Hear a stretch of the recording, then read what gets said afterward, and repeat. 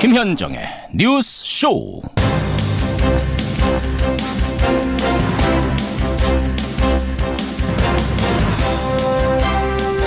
문재인 정부의 적폐청산이 감정풀이이자 정치 보복 아닌가, 이런 의심이 들기 시작했다.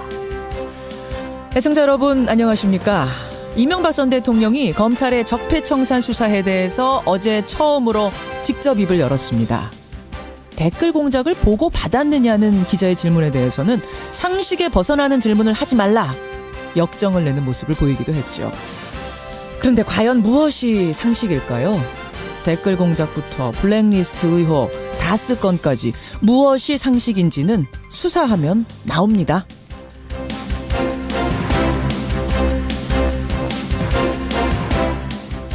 그런가 하면 오늘 국회는 홍종학 중소벤처기업부 장관 후보자의 인사청문 보고서 채택을 시도합니다.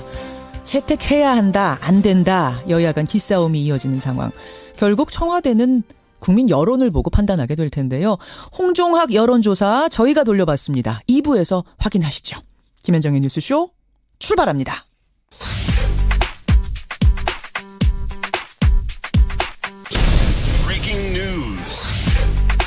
김현정의 뉴스쇼가 주목한 오늘의 포인트, 김정훈 기자 나와 있습니다. 어서 오세요, 김 기자. 네네. 오늘 첫 포인트, 월요일 아침 뭐부터 볼까요? 네, 트럼프의 양면 전략입니다. 양면 전략. 북한의 김정은 위원장과 친구가 되고 싶다, 뭐 이런 발언을 해서 주목받고 있어요. 네, 트럼프 미국 대통령이 어제 베트남 국가 주석과 정상회담 직후에 기자회견을 가졌는데요. 예. 그 자리에서 북한을 향한 유화 발언을 또 내놨습니다. 김정은과 친구가 될 수 있다고 생각하느냐, 이런 질문을 받고 어떤 일이든 가능하다, 그것은 좋은 일이다. 좋은 이렇게, 일이다. 네, 그렇게 답을 했는데요. 예. 앞서 트럼프 대통령이 자신의 트위터에 김정은 위원장과 친구가 되기 위해 애쓰고 있다. 언젠가는 그런 일이 일어날지도 모른다. 이런 글을 올렸었는데 이런 입장을 다시 한번 확인한 것이죠. 예. 글은 또 우리는 도발이 아닌 진전을 희망하고 전쟁이 아닌 평화를 추구한다, 이렇게 강조하기도 했습니다. 그래요. 그 트럼프 대통령 우리나라 방문했을 때도 북한에 대한 자극적 발언은 절제하는 모습 보였잖아요. 그렇죠. 확실히 좀 바뀐 것 같기도 하고 그래요. 네. 북한이 화염과 분노에 직면할 것이다, 이런 과거에 비하면 달라진 모습이긴 하죠. 그렇죠. 그런데 화전 양면 전략으로도 보입니다. 이중적으로, 네. 투 트랙으로. 맞습니다. 어제도 북한 불량 정권이 세계를 위협하는 행위를 멈추도록 모든 국가가 행동해야 된다, 이렇게 촉구하기도 했거든요. 또 아직 서태평양상에는 미국 항공모함 3척이 무력 시위를 계속하고 있는 중이기도 하죠. 그래요. 북한도 사실은 한동안 도발을 중단하고 있는 상태인데 뭐 어떻게든 대화의 국면으로 나아갔으면 좋겠습니다. 다음 포인트 보죠. 네, 보수 야당의 체제 정비입니다. 탈당파가 떠난 바른정당 오늘 당대표 선출을 합니다. 네, 집단 탈당으로 홍역을 치른 바른정당이죠. 예, 오늘 예. 당대표 또 최고위원 3명을 선출합니다. 예. 당원 대표자 회의를 열고 선거인단 투표와 여론조사 결과를 합산하는 방식입니다. 예. 모두 6명 그렇게 후보가 나섰는데 아무래도 유승민 의원의 당대표 선출 가능성이 커 보이죠. 네, 누가 뽑히든 남은 11명 의원들의 힘을 규합해서 혼란스러운 당 상황을 수습해야 하는 과제를 안게 돼 있습니다. 예. 근데 잔부를 처리해야 하는 것은 자유한국당도 마찬가지입니다. 자유한국당 오늘 의원총회 연다면서요. 네. 그 의원총회가 친박계 의원들이 바른정당 출신 의원들의 복당 절차가 문제가 있다, 이렇게 문제 삼으면서 소집된 것이거든요. 순탄치는 않을 것 같네요. 홍준표 대표가 이 갈등을 어떻게 수습하면서 복당파를 받아들일 것인가, 이게 과제네요. 네. 그게 오늘 포인트고요. 마지막 포인트 하나만 더 보죠. 네, 떠나는 세월호 미수습자 가족들입니다. 흔적을 찾기 위해서 그 세월호 선체가 인양돼 있는 정남 목포 신항에 그동안 계속 머물렀던 가족들. 네, 그 세월호 미수습자 가족들이 결국 목포 신항을 떠날 것으로 보이네요. 누구입니까? 단원고의 남현철 박영인 학생, 예. 또 양승진 교사, 또 권재근 씨와 아들 혁규군의 가족들인데요. 그러니까 총 5명이에요. 미수습자가 지금. 네. 예. 그동안 머물렀던 목포 신항만 컨테이너동에서 떠나기로 그렇게 의견을 모았다고 하네요. 그래요. 미수습자들이 선체가 아닌 해상에 유실됐을 가능성이 있다고 본 것인데요. 오늘 해양수산부와 위령제 일정 등을 논의하고요. 내일은 대국민 기자회견을 개최할 예정이라고 합니다. 그 5명 중에 혁규군 있잖아요. 혁규군. 네네. 혁규군은 어린 동생한테 자기의 구명조끼를 입혀서 살려냈던 인물입니다. 생각하면 참 마음이 짠해지는 아침입니다. 큰 위로를 전하겠습니다. 여기까지 포인트 뉴스. 수고하셨습니다. 네. 이명박 전 대통령은 바레인 출국길에 적폐청산에 대한 입장을 발표했습니다. 이것이 과연 개혁이냐, 감정풀이냐, 정치적 보복이냐 이런 의심이 들기 시작했습니다. 예, 이명박 전 대통령의 목소리 지금 들으셨습니다. 그러니까 재임 시절에 군과 국정원의 댓글 공작을 보고받고 지시했다는 의혹을 받고 있는 거죠. 바레인으로 출국하는 공항에서 이루어진 입장 발표였는데요. 2박 4일간 강연을 하러 가는 길입니다. 근데 인천공항은 출국 반대 시위자들로 북새통을 이뤘습니다.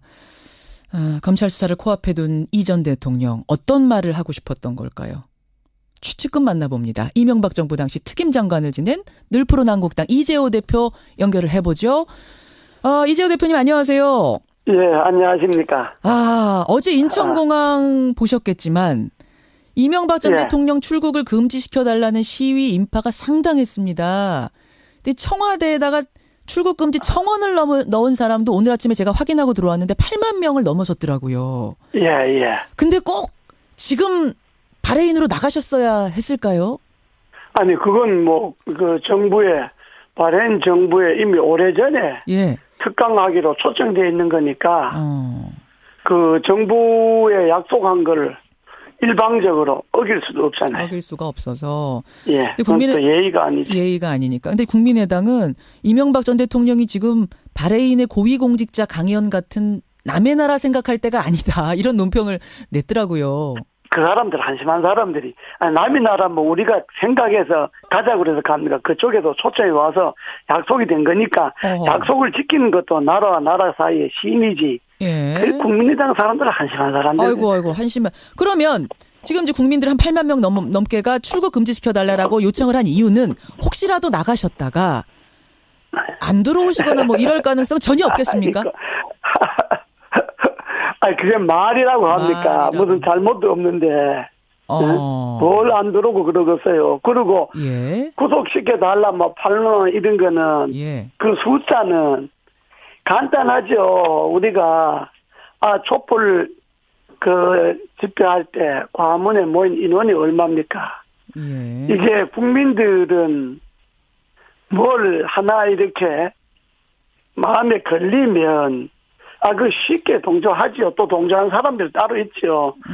지금 문정부 지지하는 사람이 8만 명만 되겠습니까?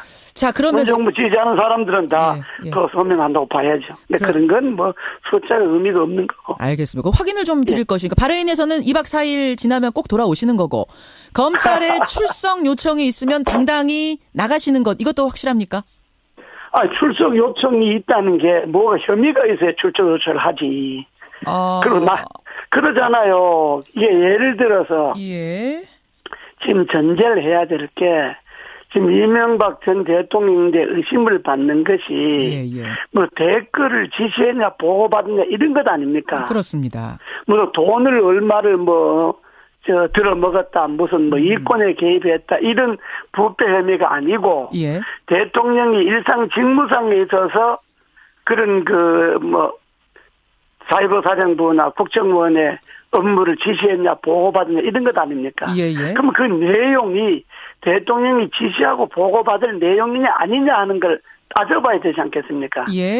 근데 그걸 따져보지 않고 그냥 이명박 정부 하에 사이버사령부나 국정원이니까 무조건 이명박 대통령이 책임지고 구속해야 된다 이런 식으로 몰고 가니까 그게 지금 청와대가 말 아주 잘했대요. 불공정 특권에 대한 조정이라 그러는데 그야말로 불공정 특권이잖아요. 죄도 없는 사람을 권력의 힘으로 잡아가려고 하는 게 그게 불공정 특권 아니에요? 자, 그런데요, 이재호 대표님.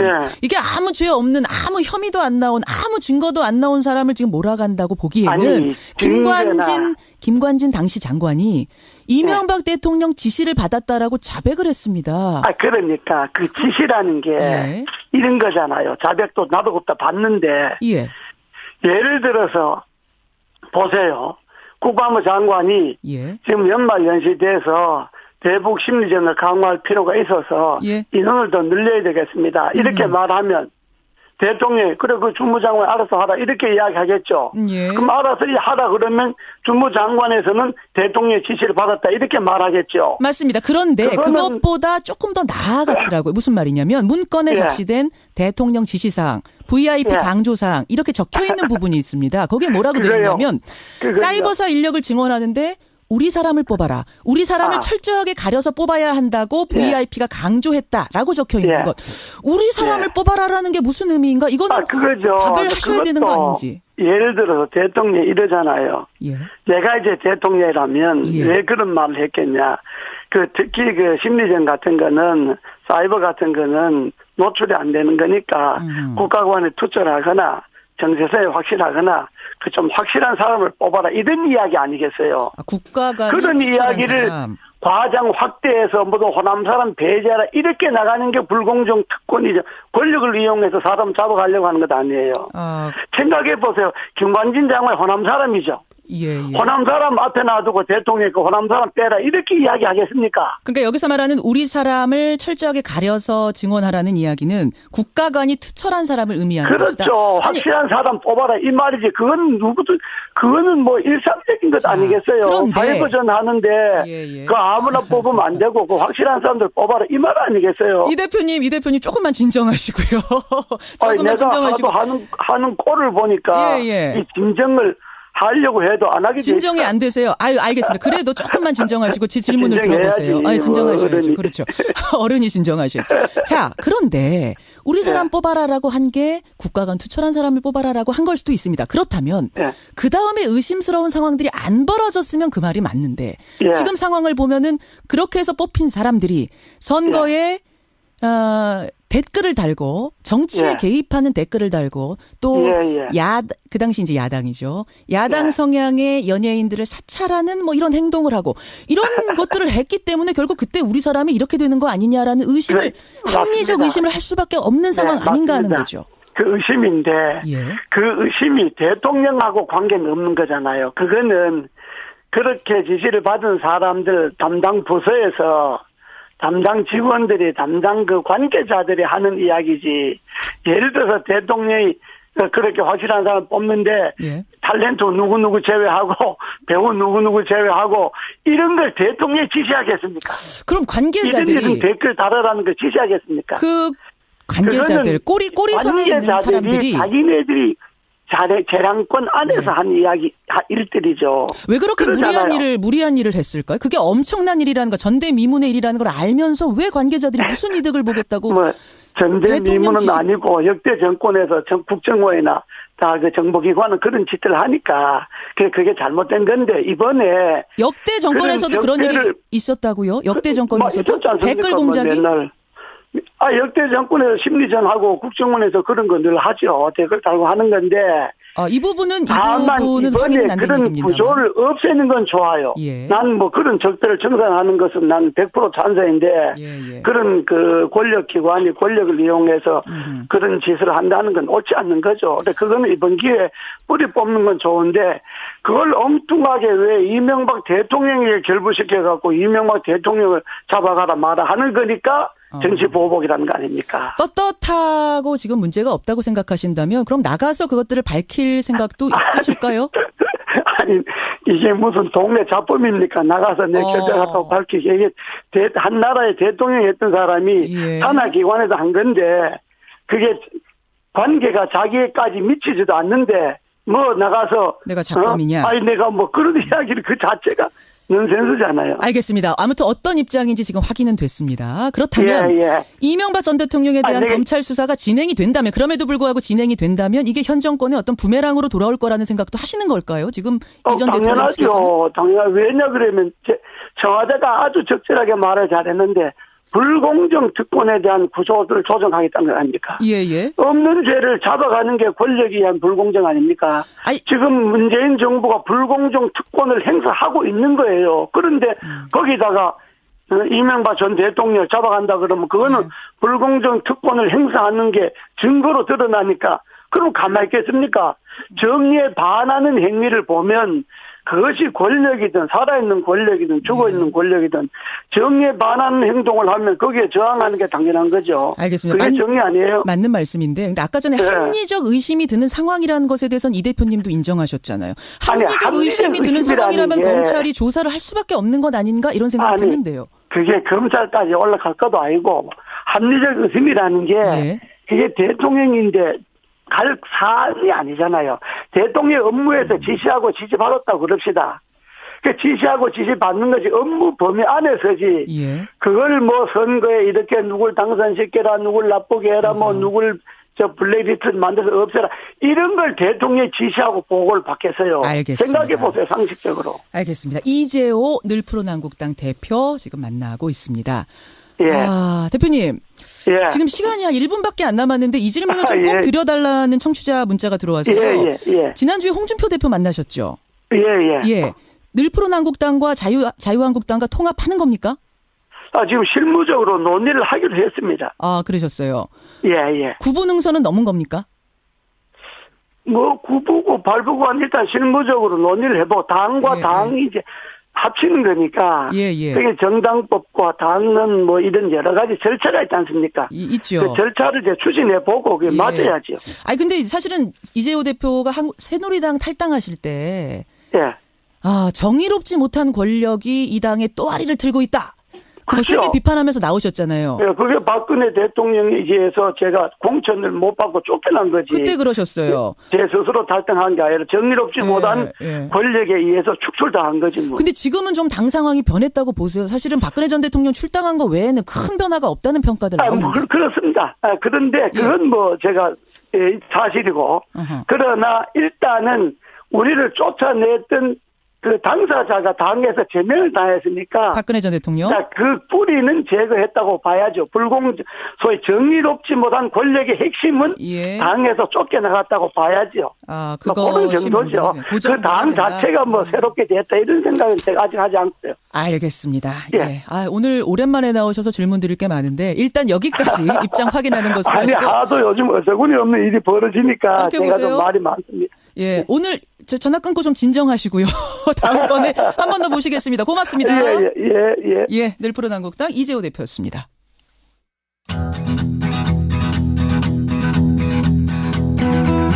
김현정의 뉴스쇼는 청취자 여러분의 참여로 이루어집니다. 트위터, 페이스북, 레인보우 게시판, 그리고 단문 50원, 장문 100원의 유료 문자 샵 1212, 우물정 1212 통해 참여하실 수 있습니다.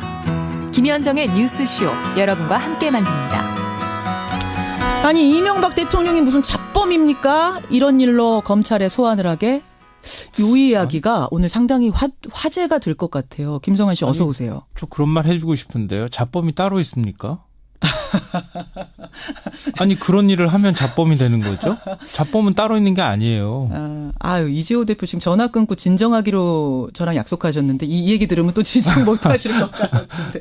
아무튼 이명박 전 대통령이 어제 한마디를 남기고 떠났는데요. 이재호 대표가 어떤 의미인지에 대해서 오늘 길게 설명을 해줬습니다. 청취자 여러분들의 판단이 나름의 판단이 있으실 거라고 봅니다. 의견들 보내주시고요.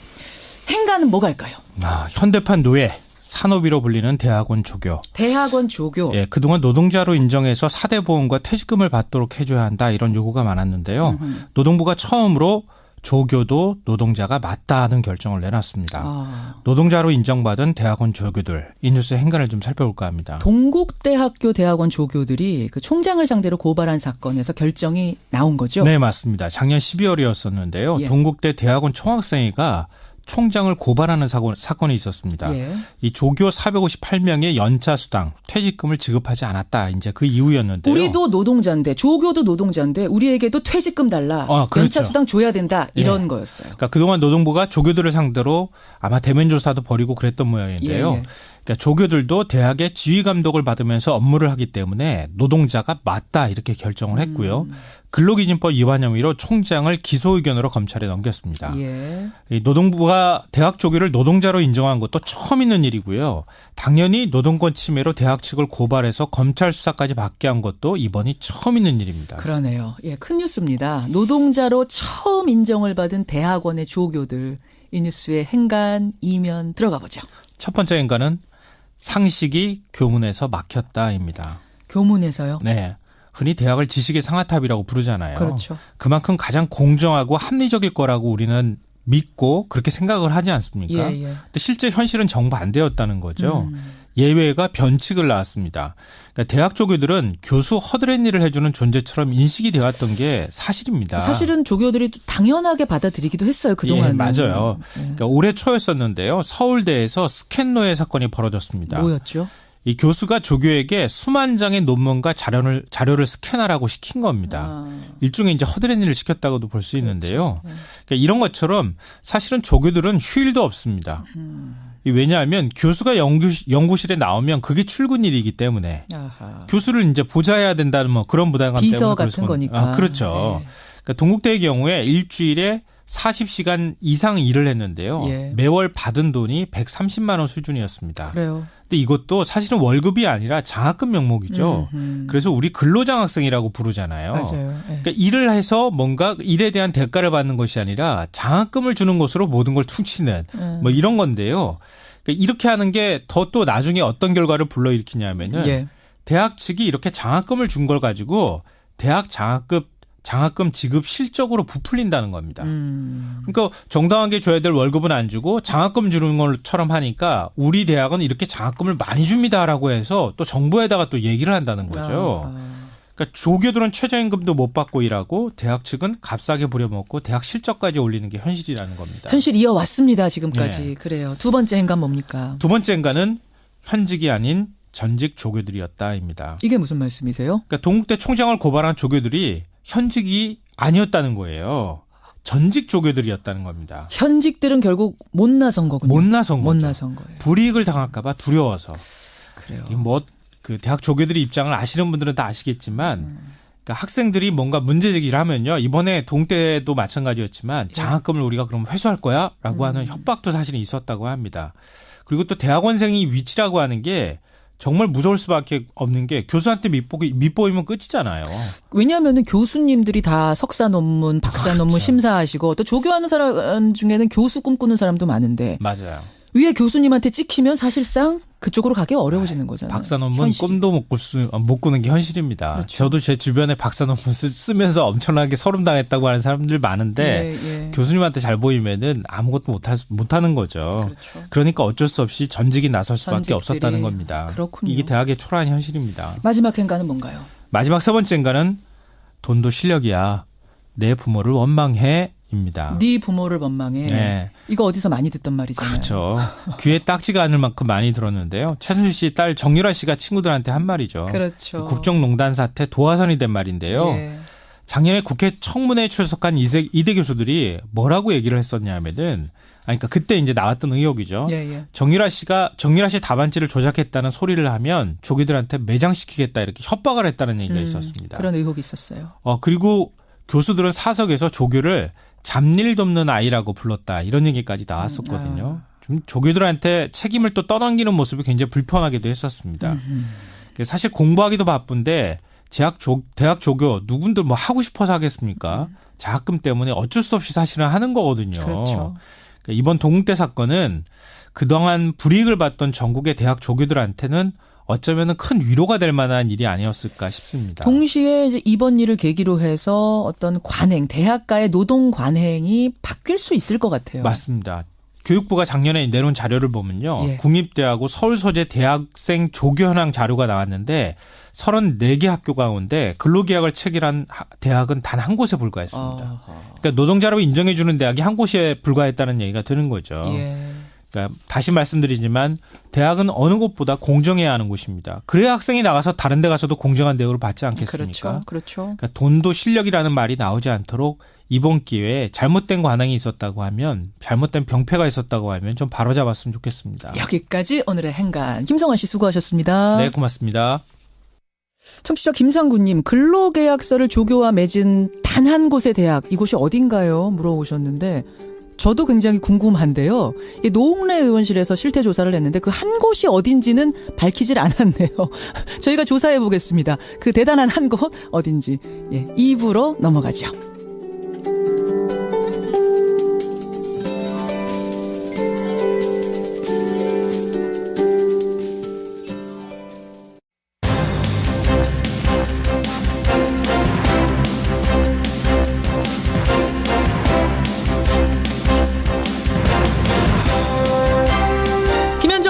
뉴스쇼 2부 출발합니다. 오늘 서울 상암동 박정희 기념재단에서는요, 박정희 동상 기증식이 열립니다. 높이가 4m 20cm, 벌써 제작은 완료가 됐고 이제 설치만 하면 되는 단계인데요. 동상 건립에 반대하는 측이 오늘 그 기증식 현장에서 반대 집회를 예고하고 있기 때문에 갈등이 상당히 고조되고 있는 상황입니다. 박정희 동상, 여러분 어떻게 생각하십니까? 양쪽의 입장을 듣고 판단을 해보시죠. 오늘 오전 또 하나의 뜨거운 쟁점은 홍종학 중소벤처기업부 장관 후보자에 대한 인사청문 경과보고서 채택 시도인데요. 지금 더불어민주당에서는 찬성 입장, 그러니까 적격 입장으로 보고서를 채택해야 된다는 거고, 자유한국당에서는 부적격일 뿐만 아니라 청문 보고서 채택 자체를 반대하고 있는 상황입니다. 국민들의 생각이 중요하죠. 여론조사 돌려봤습니다. 결과 확인해 보시죠. 요즘 주의력 결핍 장애가 있을 경우에 복용하는 ADHD 치료제가 불티나게 팔린답니다. 수능을 앞두고 이걸 먹으면 주의력 향상에 도움이 된다, 이런 소문이 돌고 있어서라는데 이게 진짜 맞는 말일까요? 이 외에도 각종 의학 속설들 참 많죠. 오늘 화제 인터뷰에서 풀어보겠습니다. 50원의 단문 100원의 장문 유료 문자 샵 1212 카톡 레인보우까지 열어놓고 출발합니다. 오늘이 11월 13일, 그러니까 내일이면 박정희 전 대통령 탄생 100주년이 되는 날입니다. 이날을 기념해서요, 한 민간단체가 4m짜리 박정희 전 대통령 동상을 제작했습니다. 그리고 바로 오늘 이 동상을 박정희 기념재단 측에 기증하는 기증식을 엽니다. 박정희 재단에서는 이 동상을 받아가지고 서울 상암동 박정희 기념 도서관에다가 세울 계획인데요. 문제는 이 기념도서관은 사유지가 아니라 서울시가 무상 제공한 시유지입니다. 따라서 이 동상을 세우려면 서울시의 심의가 필수입니다. 이렇다 보니까 이 심의 통과에 대해서 찬성과 반대 여론이 맞붙고 있는 건데요. 오늘 내일 상당히 뜨거울 것 같습니다. 언제나처럼 양측 입장을 듣고 여러분이 판단해 주십시오. 먼저 이승만, 트루먼, 박정희 동상 건립 추진 모임의 송대성 위원, 전 세종연구소 소장이세요. 연결을 해보겠습니다. 송 의원님 안녕하세요. 예, 안녕하십니까. 예, 모임 이름이 이승만, 트루먼, 박정희 동상 건립 추진 모임. 그러니까 세 분 맞습니다. 예, 세 분의 동상을 모두 세울 계획이신가 봐요. 그렇지요. 예. 박정희 전 대통령 동상 한 높이가 4m 넘는다고 알려졌는데 직접 보셨죠? 예, 가봤습니다. 어떻든가요? 정확하게 4m 20cm고요. 예. 무게는 3톤이고 그 만든 재질은 청동 조형물인데, 예. 우리나라 제일 인류 가는 그 조각가 김영원 씨가 만들었는데 세종대왕 동상 만든 분이에요. 세종대왕 동상 만든 분이? 예. 그 아주 신경을 많이 쓰고 아마 그 세계적인 작품이 될 겁니다. 자, 근데 이제 동상 설치를 시유지에 동상 설치하는 걸 놓고 지금 찬반 갈등이 상당히 심한데, 그럼에도 불구하고 동상을 꼭 세워야 하는 이유 뭘까요? 그런데 가정도 그렇고, 가정이 제대로 된 가정이면 자기 조상들에 대해서 그 숭덕하는, 덕을 지리는 그런 가정이 돼야 되고, 나라도 건국의 아버지라든가 나라를 갖다 부흥케 만든 부흥의 아버지라든가, 예. 또 생존을 구해준 그 어떤 은혜를 입은 그 영웅이라든가 이런 사람들은 숭덕하는 것이, 존숭하는 것이 제대로 된 나라의 일이에요. 그런데 이제 우리나라는 예. 사실은 이런 일들이 지나치게 정치화되고 이념화돼가지고 그걸 그렇게 못하는 데 대해서 여러 가지 문제가 많이 발생합니다. 그런 의미에서 예. 먼 역사를 생각하면서 우리가 할 짓은 해야 되겠다 하고 세 분의 동상을 만들기로 이렇게 뜻을 모은 겁니다. 예. 근데 그 세 분 중에 특히 이제 박정희 전 대통령에 대해서는 잘 아시다시피 역사적 평가가 엇갈립니다. 단시간에 경제별 발전을 이뤘다, 이런 긍정적인 평가도 물론 있지만 독재와 장기 집권 같은 부정적인 면에 대한 비판도 상당히 높은 상황인데, 사유지에 세운다면, 뭐 사유지라면은 그거는 마음대로 하실 수 있겠지만 시유지에 세워도 되는 것인가, 이 부분에 대해서 지금 문제 삼는 거거든요. 어떻게 보세요? 그 제대로 나라가 된 것 같으면 사유지다, 시유지다, 뭐 국유지다 이걸 따지지 않지요. 이 박정희 대통령 그 평가에 관해서 간단히 말씀을 드리면, 저는 유학 가서 국제 정치학을 공부한 사람인데, 예. 우리는 이 박정희 대통령 평가를 독재에 맞춰 갖고 이런 식의 평가는 이념화 정치화된 편향된 평가고, 우리 박정희 대통령은 그 독재자가 되자면은 몇 가지 조건을 갖춰야 돼요. 우선 많은 사람을 죽여야 되고, 두 번째는 개인 재산을 기부해야 됩니다. 막 이런 면에서 미국에서 제가 들은 감옥 교수는 이런 의미에서 박정희 대통령은 독재자라고 할 수가 없다. 이런 평가도 적당히 맞아야 되고, 그리고 박 대통령의 다시 평가가 돼야 되고, 박 대통령은 사실은 그분이 없었더라면 오늘날 대한민국이 이렇게 잘 살 수가 없지요. 이거는 역사 속에서 결국은 평가할 겁니다. 그러니까 뭐 중국까지도 동남아 일대니 그렇게 박정희 대통령 시절에 한 행동이라든가 배우려고 몰려오고 있지 않습니까? 그러니까. 그래서 이런 우리의 삶의 기반을 말해야 되고 부흥을 시킨 이런 분들을 우리가 숙모하지 않고 그러면 어떻게 하겠다는 거냐. 그래서 먼 역사를 바라보고 이것은 정당한 평가가 오르는 날이 있으리라고 봅니다. 경제 발전에 있어서 방점을 찍으시는 거예요. 독재라고 보기는 어렵고 그 요소를 충족하지 않고 경제 발전을 이렇게 이루는데 아주 결정적인 공을 세우지 않았느냐. 그 부분. 자, 좋습니다. 이제 뒤에 또 해야지. 아마 반론이 있을 테니까 일단 입장 확인하고요. 또 하나는. 그거는 얼마든지 평가는 이렇게 저렇게 있을 수 있으니까. 딸인 박근혜 전 대통령. 사실 박근혜 전 대통령이요. 박근혜 전 대통령이 대통령 되는 데 있어서 사실 아버지 프리미엄이 상당히 컸던 게 사실인데, 근데 역사상 처음으로 현직 대통령으로서 탄핵이 되고 지금 재판을 받고 있지 않습니까? 이런 상황에서 과연 박정희 전 대통령의 동상을 세우는 걸, 시유지에 세우는 걸 국민 정서가 납득할까? 이 부분은 어떻게 답하시겠습니까? 그런데 이게 국민 정서다. 그다음에 정치화되고 이념화된 저희들은 그런 차원에서 본 사업을 하는 것이 아니고요. 긴 역사 속에서 오직 우리 조국 대한민국의 어떤 의미를 갖고 있느냐. 우리 조국 대한민국의 건국과 부흥과 발전의 실제 생존에 어떤 의미를 갖고 있느냐 하고 또 연구하고 분석하고 고려하고 해서 결정한 겁니다. 그리고 현재 박정희 대통령과 딸인 박근혜 대통령을 연결시켜서 이런 문제를 해석하는 것은 정치화되고 이념화된 게이기 때문에 그하고 별개 문제예요. 대한민국에 근데 어떤 의미를 주는가를 우선 놓고 판단하셨다고 그러셨는데 지금 청취자 문자가 들어오는 건 말이죠, 위원님. 긍정적인 평가보다는 부정적인 평가가 훨씬 더 많이 들어옵니다. 우리 민주주의를 파괴한 것 아니냐, 부정선거 이런 것들이 수두룩한데 어떻게 경제적인 공감만을 높이 살 수 있겠느냐, 이런 청취자 문자요. 저는 그렇게 평가를 안 해요. 평가는 자유로우니까. 저도 국제정치학을 전공하고 국가 발전을 전공한 사람이에요. 그러면서 지금 우리 사회의 지난 역사에 대한 평가는 분명히 이념화되고 정치화된 평가이기 때문에 이게 객관적인 평가라고 볼 수가 없어요. 이념화된 평가다. 그렇죠. 이념화되고 정치화된 평가는 이거는 좀 더 세월을 두고 긴 역사 속에서 평가를 하면 다르게 평가될 겁니다. 이게 지금 시유지가 아니라 사유지로 옮길 생각은 없으세요? 이렇게 반대하는 국민들이 많다면 굳이. 그런데 우리는 시유지고 사유지고 국유지고 그게 관심거리가 아니에요. 그쪽은 관심거리가 아니시겠지만 국민들은 관심거리시기 때문에. 수많은 국민들이 이렇게 볼 수 있는 곳이라 해야 돼요. 본래는 태평로나 세종로, 우리 이순신 장군 동상이나 그다음에 세종대왕 동상이 있는데 그게 둥그렇게 나란히 당당하게 세워지기를 바랬어요. 원래는 광화문이었습니까? 원하는 장소는?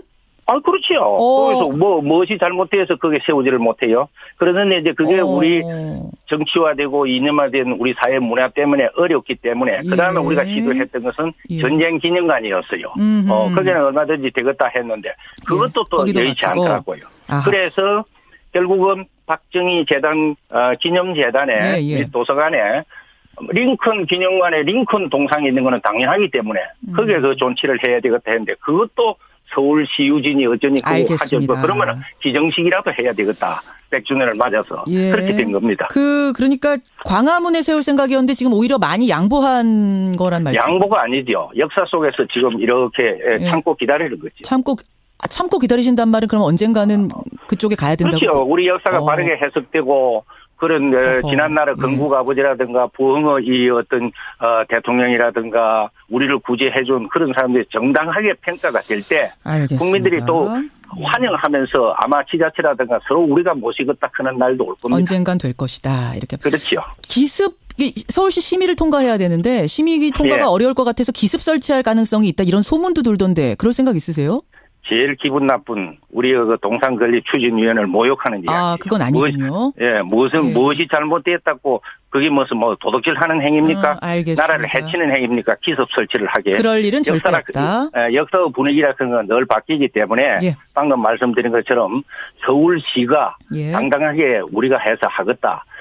서울시라는 것은 대한민국을 대표하는 수도 아닙니까? 알겠습니다. 여기까지. 사실 이 세 분을 제일 싫어하는 쪽이 어디냐 하면 북한이에요. 불구 대천지 원수처럼. 예, 위원님. 북한이 싫어하고 위원님. 이러는 건 이해가 가지만은.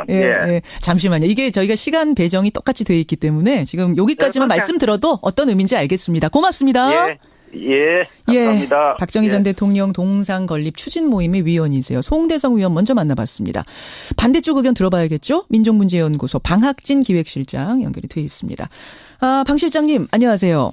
네, 안녕하세요. 앞서서 들으셨겠지만 네네. 경제 발전에 누구보다도 이바지한 인물이고 자꾸 이념화된 잣대로 안 된다고 하지 말아라라는 말씀이세요. 어떻게 생각하십니까? 일단은 개인적 평가야 자유롭게 할 수 있지만 이분의 동상을 공적인 자리에다가 공적 영역에다가 세운다는 거라면 박정희에 대해서 우리가 공적으로 평가해야 되는 것이고요. 그다음에 적어도 현행 대한민국 헌법에 어떻게 되어 있냐면 그 대한민국 임시정부의 법통을 유지하고 그다음에 4.19 민주이념을 계승한다고 헌법에 명시되어 있지 않습니까? 적어도 우리가 대한민국 현행 헌법을 존중한다고 한다면은 박정희는 청산의 대상이지 결코 기념의 대상이 아니라고 봅니다.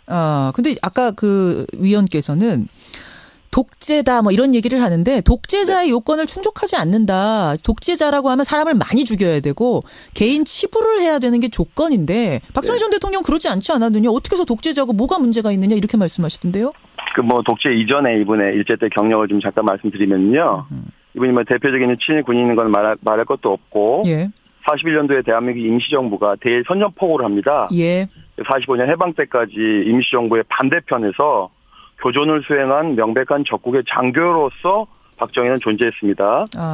그 해방 이후에는 당연히 이제 그 김영삼 정부 시절에 공식적으로 5.16을 쿠데타로 규정하였고 지금 현재 그 인혁당 피해자들이라든지 최종일 교수라든지 박정희 시절에 많은 그 의문사한 분들, 장재환 선생님 포함해서요.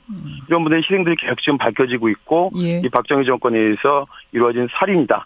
정권에는 살인이다라고 하는 것이 계속 드러나고 있지 않습니까? 이런데도 불구하고 독재자가 아니라면은 정말 세상에 독재자가 누가 있겠습니까? 이 정도가 독재자가 아니면 누가 독재자이겠는가. 게다가 친일파 경력까지 있다.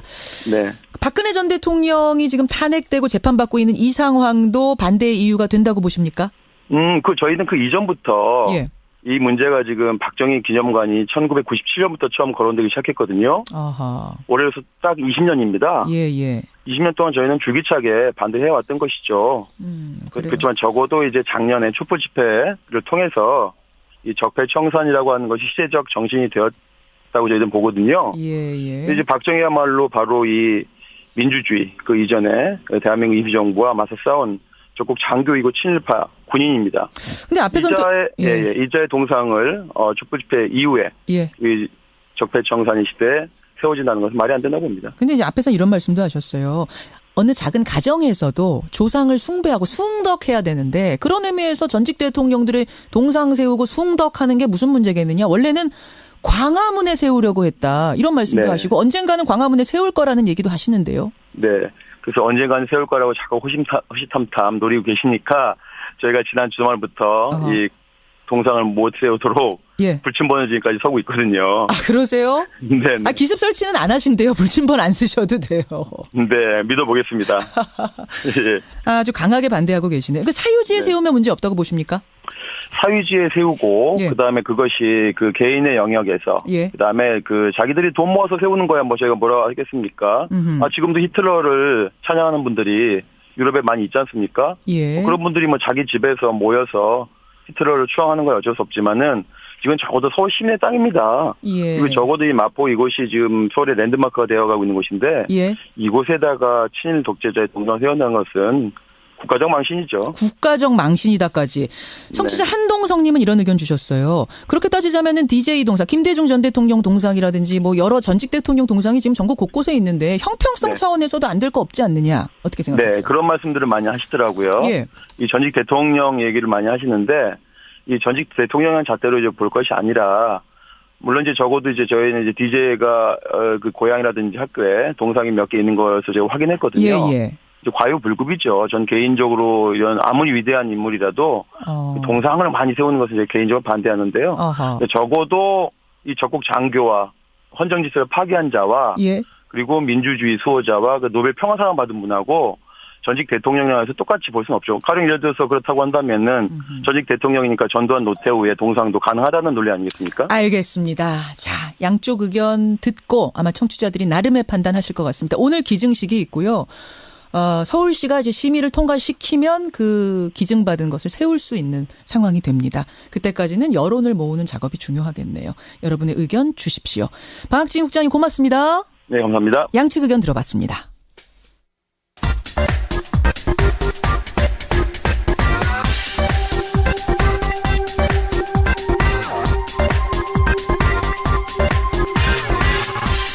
한 주간의 최신 여론조사 결과를 알아보는 시간입니다. 이택수의 여론.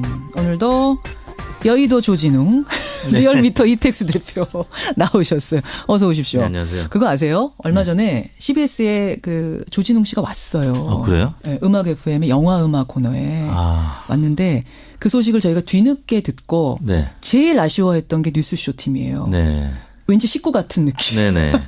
여의도 이택수가 왔다 갔군요. 여의도 이택수가 이렇게 매일 우리가 매주 보니까. 네네. 충무로 이택수가. 충무로 이택수도 굉장히 가족 같아요. 네네. 그래요. 아무튼 이택수 대표 여의도 조진웅 오늘 오셨습니다. 지금 박정희 동상 관련해서도 들으셨죠, 내용. 네. 이것도 한번 여론조사 돌려볼 법한 것 같아요. 그래야 될 것 같습니다. 예. 시유지라는 게 이제 문제인 건데 따라서 여론이 상당히 중요한 부분인데 요건 한번 이택수 대표께 부탁을 드려보고 오늘의 스페셜 여론조사부터 가겠습니다. 굉장히 뜨거운 주제 택했습니다. 네, 국회 산전에는 오늘 오전에 홍종학 중소벤처기업부 장관에 대한 인사청문 경과 보고서 채택을 위한 전체 회의를 여는데요. 엽니다. 자유한국당은 뭐 아시다시피 보고서 채택 자체에 대해서 지금 불참 의사를 밝히고 있고 그렇죠. 국민의당이나 바른정당 쪽은 부적격 의견을 내고 있습니다. 그래서 자진 사퇴를 지금 촉구하고 있는데요. 국민들의 의견이 어떤지 조사를 해봤습니다. 잠깐만요. 제가 이 상황 설명을 다시 한 번만 드릴게요. 적격이든 부적격이든 청문 보고서가 채택이 되려면은 그러니까 산자위, 국회 산자위에서 과반이 넘게 채택에 동의를 해야 됩니다. 전체 30명 가운데 민주당은 12명밖에 안 돼요. 과반이 안 돼요. 따라서 과반을 넘기려면 국민의당에 5명이 동의를 해주든지 자유한국당에 11명이 동의를 해줘야 되는데 자유한국당은 채택 자체가 부적합하다. 채택할 수가 없다. 이런 입장. 국민의당은 우리는 사실은 부적격 입장으로 채택은 하려고 했는데 자유한국당이 채택조차 거부한 상황이면은 우리가 지금 들러리 되는 거 아니냐 해서 여당이 자유한국당을 조금 더 설득해라. 노력을 해라. 이런 입장입니다. 채택이 안 될 가능성이 높아 보이죠. 어떠세요? 그렇습니다. 그렇죠. 문재인 정부의 이제 마지막 조각 퍼즐인데요. 이번에 채택이 안 되면 문재인 정부 입장에서 굉장히 큰 곤혹스러워요. 난항에 처할 수밖에 없는 청문 상황입니다. 보고서가 무산이 돼도 대통령이 임명 강행할 수는 있죠. 네.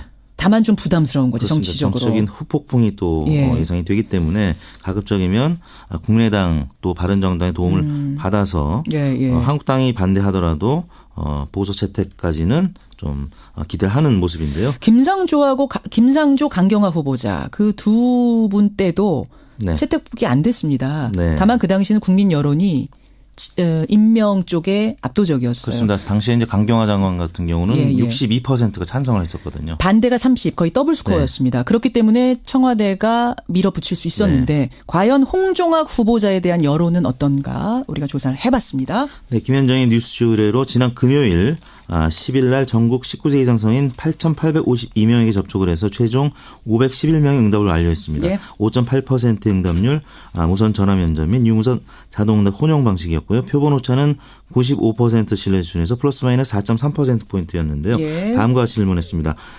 홍종학 중소벤처기업 부장관 후보자에 대한 국회 인사청문회가 열렸습니다. 선생님께서는 홍종학 후보자를 중소벤처기업 부장관으로 임명하는 것에 대해 어떻게 생각하십니까? 이렇게 물었는데요. 그러니까 이 질문 문항에다가는 또 선입견을 줄 수 있는 내용들은 다 빼셨네요. 네. 뭐 대물림이 어떻고 뭐 이런 건 일단 빼고 담백하게 어떻게 생각하십니까? 라고 물었습니다. 네, 보기는 매우 찬성하는 편, 반대하는 편, 매우 반대 이렇게 4점 척도했는데요. 예.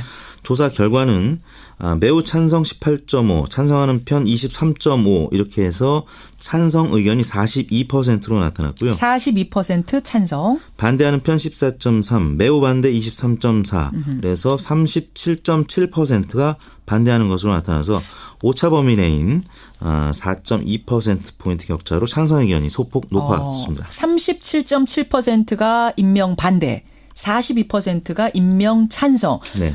이 정도 수치면은 어느 한쪽으로 확 기울었다고 보긴 어렵죠. 그렇습니다. 오차 범위 내 4.3%포인트군요. 그래요.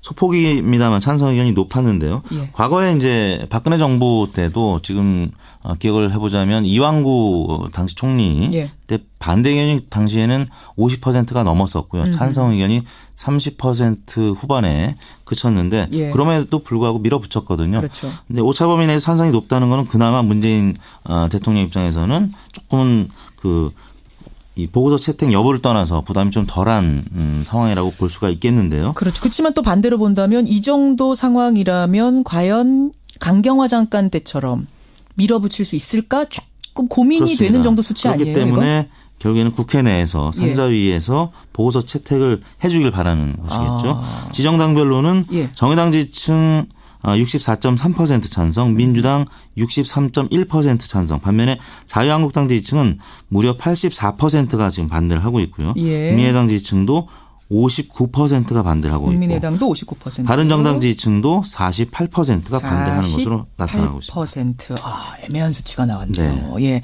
42대 37.7. 이 상황에서 국회 산자위가 오늘 어떤 선택을 할 것인가. 네. 그것에 따라서 청와대는 또 어떤 선택을 할 것인가. 깊은 고민에 빠질 것 같습니다. 네. 대통령 지지도 정례조사로 가죠. 네, 문재인 대통령의 지지율이 취임 6개월을 맞았는데요. 이번 주 70.1%로 지난주 70.3%와 비슷한 수치를 나타냈습니다. 취임 6개월을 맞아서 70%를 다시 상회하는 수치를 계속 이어가고 있는데요. 부정평가는 24.1%로 나타났는데 지난 5월 10일 취임 이후에 지난달 10월까지 5개월 동안에 소폭입니다만 조금씩 하락을 해서 60% 후반까지도 기록을 했었는데요. 그렇죠. 다시 70%를 2주 연속 이어가고 있습니다. 턱걸이 70.1%. 네. 어떤 게 영향을 줬을 거라고 보세요? 무엇보다 한미 정상회담 소식이 있었죠. 트럼프 대통령과의 회담이 있었고 지금 계속 에이펙 정상회의 개최진 베트남을 방문하고 있는데 한 인도네시아 정상회담도 있었고 또 주말에는 이제 시진핑 그렇죠. 중국 주석과 회담이 예견되는 그런 보도들이 이어지면서 상승을 했는데 물론 당내 악재는 있었습니다.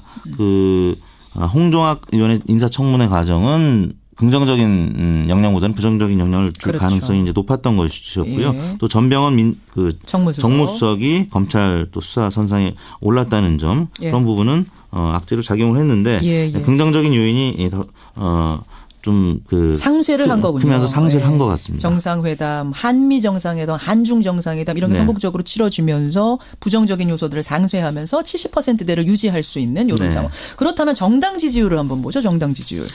민주당 지지율이 3.5%포인트 하락한 48.2%를 기록했습니다. 문재인 대통령이 횡보했다면 민주당 지지율은 최근 들어서는 가장 낙폭이 컸던 수치를 나타냈는데 48.2%였고요. 자유한국당은 반면에 1.8%포인트 오른 18.6%를 기록했습니다. 그리고 정의당이 5.8% 지난주와 비슷했고요. 바른정당이 0.7%포인트 오른 5.5%를 기록했습니다. 그리고 국민의당이 5.3%로 0.7%포인트 빠졌습니다. 민주당이 3.5%포인트 빠진 건 이거는 전병헌 수석 건이 영향을 줬다고 봐야 되는 건가요? 2015년도에 있었던 그러니까 청와대 정무수석을 하기 전에 당 소속일 때 벌어진 일이기 때문에 민주당의 악재로 작용할 수밖에 없었고요. 또 홍종학 전 의원이 인사청문회 과정에 있으면서 또 보수당의 총 공격을 받으면서 수세적인 입장을 취하다 보니까 아무래도 지지율이 좀 빠진 것 같습니다. 것으로. 전병헌 수석 얘기가 나와서 말인데요. 오늘 한겨레의 단독 보도를 보면 이번 주 중에 피의자 신분으로 소환될 거다라는 오늘 톱뉴스가 있습니다. 한겨레 톱뉴스. 전병헌 수석이 주중에 피의자 신분으로 소환이 된다. 혐의를 입증할 증거를 이미 검찰이 확보했다라는 이런 설명과 함께 지금 보도가 나온 상태입니다. 다른 매체에서도 현 수석을 아무 근거 없이 이런 식으로 수사 관련된 소식을 나오게 할 수 있겠느냐 이런 보도가 나오고 있더라고요. 그런 차원에서는 뭔가 검찰에서는 물증을 쥐고 있는 것이 아닌가라고 해석이 될 만한 보도들이 이어지고 있습니다. 이게 다음 주 조사에도 큰 영향을 미칠 것 같은데 그래요. 이건 어떻게 조사하셨습니까? 네, 이번 조사는 지난 월요일인 6일부터 금요일인 10일까지 닷새 동안 전국 19세 이상 유권자 42,728명에게 통화를 시도해서 최종 2,533명의 응답을 완료했습니다. 5.9%의 응답률. 조사 방법은 같았고요. 표본 오차는 95% 신뢰 수준에서 플러스 마이너스 1.9%포인트였고요.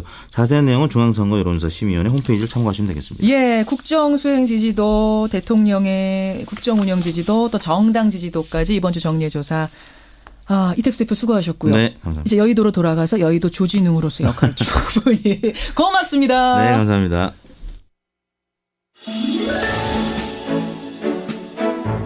CBS 특별기획 2017 대한민국 소리유산. 오늘은 독일에서의 인생 2막 파독 간호사 편입니다.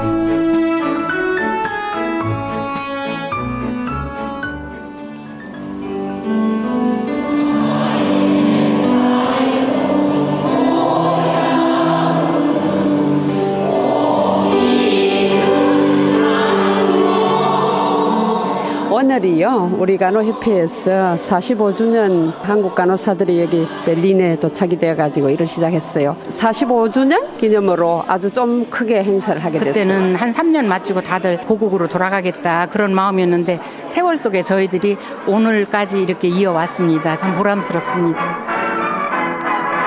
12월 20일 서부독일 단전지대로 가는 53명의 결단식과 환송식이 있었습니다. 독일을 선양하고 우수한 기술을 배워오겠다고 선포했습니다. 아침 6시 반 시작해갖고 저녁 8시까지 했어요. 그러면 나는 내 일선이 이렇게 일을 많이 해요. 일이 뭐냐면 서 있는 거. 다리가 너무 아픈 거예요. 그리고 그러면 고추장에다가 정말 맛없는 상추, 설탕 친 상추에다가 그걸 막 비벼 먹고 그랬었어요. 그래서 정말 지옥 같았었어요. 버텼다 이 말로밖에는 표현 못할 그 시간을 지나서 파독 간호사들은 이제 독일에서 인생 제2막을 열어갑니다. 파독 간호사들과 함께 일했는데요. 정말 친절하고 사랑스러웠어요. 아주 똑똑한 사람들이었죠. 제 부인도 파독 간호사입니다. 어려웠던 시절 나라와 가족을 위해 여기 왔고 지금도 한국을 많이 그리워하고 있어요.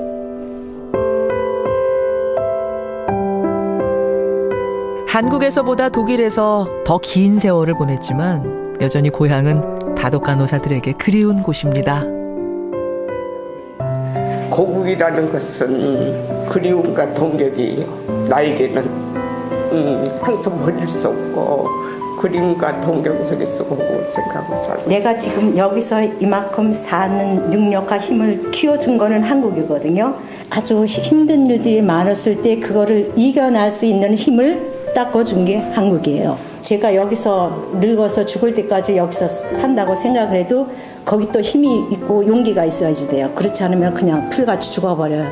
근데 그거를 심어준 것도 다 한국이고 저는 그래서 항상 좀 고마워요. 고국을 떠날 때 그 3단 같은 머리카락엔 이제 하얗게 서리가 내렸습니다. 하지만 낯선 이국 땅을 밟으며 아로새긴 그 용기와 굳은 의지는 여전히 파독 간호사들의 마음에서 빛나고 있습니다. CBS 특별기획 2017 대한민국 소리유산. 오늘은 독일에서의 인생 2막 파독 간호사 편이었습니다. 2017 대한민국 소리유산은 방송통신위원회의 방송통신발전기금을 지원받아 제작한 것입니다.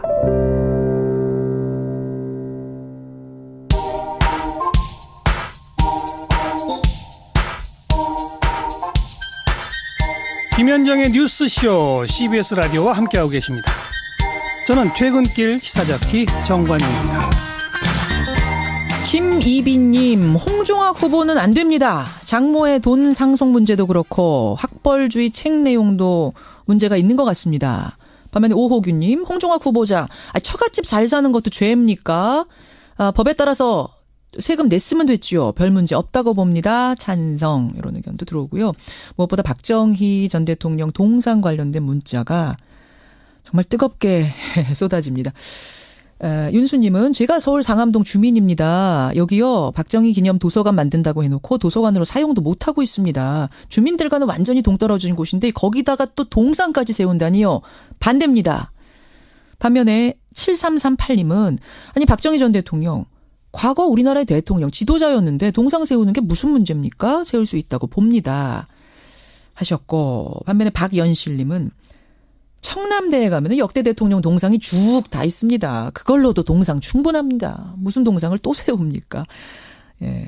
조현경님, 시유지는 시의 것이 아니라 시민들의 것이라 생각한다. 시민들 반대가 높다면 세울 수 없다. 반면에 한동성님, 그 심의 결과 발행하기로 했던 박정희 기념 우표도 발행 못하는 상황인데 과연 이번에 심의 결과가 제대로 나올지 의구심이 든다. 그러니까 이분 아까 찬성하셨던 분이시군요. 예. 전반적인 문자는 반대 문자가 많이 들어옵니다. 예. 훨씬 많이 들어옵니다. 예. 뉴스쇼 청취자들의 의견은 그렇습니다. 이재호 대표 이야기를 듣고도 문자가 많이 들어오고요. 아까 전에 근로계약서, 조교들과 근로계약서를 체결한 대학이 딱 하나 있다. 30곳 중에 딱 하나 있다고 했는데 거기가 어딥니까? 많이들 물어보셨죠. 저희가 노웅래 의원실에 전화했습니다. 알아봤습니다. 변성태 기자, 어딜 것 같으세요? 얼마 전에 뭐 소송이 있었던 걸로 본다면 동땡 무슨 대학일 거라는 생각이 듭니다. 동자 들어가는 대학이 한 2억 개 서울에 있는데 동국대 아니고요. 동국대는 이번에 소송을 해서 조교들이 이긴 거고 동덕여대. 동덕이죠. 동덕여대는 이미 조교와 대학 간의 근로 계약서가 체결이 돼 있었답니다. 이건 칭찬해 줄 만하네요, 정말. 그런 점에서 얼마 전에 방송사에서 일하는 프리랜서 작가들이 노조를 결성했습니다. 맞습니다. 예. 이제는 방송 작가들하고도 근로계약서를 분명히 체결해야 되고요. 물론이죠. 방송계에서 일하는 작가뿐만 아니라 뭐 AD, FD 모든 직종의 스태프들에게 이제는 정당한 노동자로서의 대우를 해줄 때가 왔습니다. 이제 와서 그걸 언제 다 해요. 뭐 그동안 몇십 년을 그냥 지냈는데 라고 하지만 사실은 몇십 년 동안 노동자가 노동자 대접도 못 받고 최저임금을 맞추지도 못하고 근로기준법을 준수하는 기업이 별로 없는 상황에서 버텨왔듯이 그러나 이제는 새로운 세상이 됐듯이 그 사각지대에 있던 다른 노동자들도 마찬가지로 대우를 해야 될 시점이 왔는데 역시 대학 조교도 마찬가지죠. 그러게요. 네. 관행이란 이름으로 그동안 그렇게 돼왔던 덮여져 왔던 문제들이 하나 둘씩 해결이 되는 것 같습니다. 동덕여대 아까 궁금해하셨던 분, 제가 답변 드렸습니다.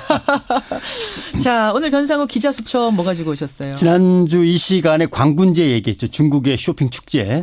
엄청나다고 했는데 진짜 28조더군요. 대단하더라고요. 광군제. 중국의 쇼핑 축제 광군제에서 새벽에 들어온 소식 보니까 한국 매출이 한 5위 정도는 가 있다. 그게 무슨 여러 나라가 이제 덤벼들어서 중국 쇼핑 시장을 노렸는데 한국 순위가 한 5위 정도는 가 있다. 그러니까 사드 때문에 얼어붙었던 한중 관계가 풀리고 있는 건 분명합니다. 그리고 관광객도 많이 다시 들어오고 있고요. 그리고 쑥 들어갔던 그 한류 스타들의 광고가 전지현 씨 광고 같은 게 이번 광군제에 다시 등장했다면서요. 네. 그런데 이제 오늘 살펴볼 것은 그럼 그동안 정말 문제는 사드 때문에 다 빚어진 일이냐. 사드 때문이 아니라 사드 이전에도 이미 뭔가 위기에 놓여 있지 않았던가라고 하는 거죠.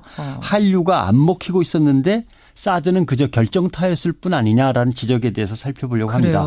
사실 중국을 제대로 점령하고 정복하려면 새로운 전략이 필요한데 사드 핑계만 대기보다는 이제라도 냉정히 현실을 좀 바라보자. 이제 이게 우리가 지금 논의하려고 하는 거죠. 하기는 이제 한 번에 꽉 막힌 건 사드 때문이 맞습니다. 사드 때문에 뭐 광고도 다 내려졌고 관광객도 줄어들고 그건 맞습니다만 사실은 그전에도 좀 조짐이 보였대요. 그렇죠. 우리나라의 한류가 꺾이는 조짐. 그래서 이 흐름을 우리가 타개해야 되는 이 흐름을 포스트 사드, 그렇죠. 사드 이후라고 부르던데요. 네. 그러니까 한국 기업 말고 그럼 다른 외국 기업들은 어땠을까 살펴보면 되는데 자동차만 살펴보니까 푸조 프랑스죠, 스즈키 일본, 포드 미국 건데 모두 중국에서 실적이 뚝뚝뚝 떨어지고 있었더군요. 그래요? 예, 우리 현대기아만 그런 건 아니고 또 중국에서 나오는 브랜드들도 실적이 떨어질 건 떨어지고 있었습니다. 그러니까 중국에 진출했지만 중국의 변화를 따라잡지 못하고 중국 소비자에게 더 가까이 다가가지 못하는 기업은 결국 밀리고 있었다라고 하는 것이고요. 그동안 일어난 반성들을 모아보면 진출한 지 10년, 20년이 됐는데 늘 그 이미지에 그 전략 가지고 계속 어떻게든 해먹으려고 했냐라고 하는 지적이 있었고 중국은 넓고 지역별로 특성이 다 다른데 또 세대차도 큰데 맞춤형 전략을 제대로 세운 거냐. 한류만 맨날 들이대면 다냐. 한류 마케팅은 한계가 왔고 여기에 사드가 더해진 거 아니냐 말씀하신 대로. 중국의 변화에 맞춘 중국을 정복할 만한 인재들을 기르고 스카우트해 오고 있었느냐. 계속 미래에 대비했느냐 그렇죠. 이 말이군요. 그리고 그들을 적절하게 배치하고 대우해 주고 있었느냐. 이제 이런 반성들이죠. 그러니까 원인은 알겠어요. 원인은 주춤한 원인은 알겠는데 그럼 앞으로 어찌 해야 될까? 이게 문제 아닙니까? 뭐 지금부터 연구해야 되니까 제가 답을 드리긴 뭐합니다만 예를 들면 자동차 같은 경우는 중국의 가장 큰 고민은 스모그입니다. 환경 때문에 나라가 망할 수도 있다고 생각하니까 자동차는 앞으로 전기 자동차 아니면 자율자동차 쪽으로 빨리 가야 되는 거죠. 예. 더 토착화적이고 더 촘촘한 판매망도 구성을 해야 되고 우리나라는 좁잖아요. 만들어서 뿌리면 되는데 만들어서 뿌려갖고 되는 게 아니죠. 그러니까 초코파이를 팔든 커피 전문점을 내거나 한국 식당을 내든 지역에 따라 언어가 다르고 종교까지 다 다른데 지역에 맞춘 토착화 전략이 절실하다. 지역에 맞는 마케팅 전략이 따로 나와야 된다. 그렇습니다. 예를 들어서 어떻게 표현할 수 있을지 모르겠습니다만 사드 같은 경우도 종족에 따라 반응이 달랐어요. 그래요. 중국의 중심이라고 할 수 있는 한족들은 자존심 상했다고 난리가 났지만 소수민족들은 별로 반응이 없이 시큰둥하면서 그건 지들 일이지라고 하는 반응이었단 말이죠. 그러니까 이러한 지역별 감정에 맞춘 좋은 이미지를 계속 쌓아가는 것이 중요한 거죠. 그러니까 지금 말씀 들으니까 이해는 되는데 이거 어떻게 할 것인가는 좀 막연해요. 그렇죠. 그러니까 결국은 중국의 디지털 변화에 일단은 맞춰야 됩니다. 그리고 소비자 흐름이 어떻게 흘러가고 있는지를 빨리 파악하고 접근해야 됩니다.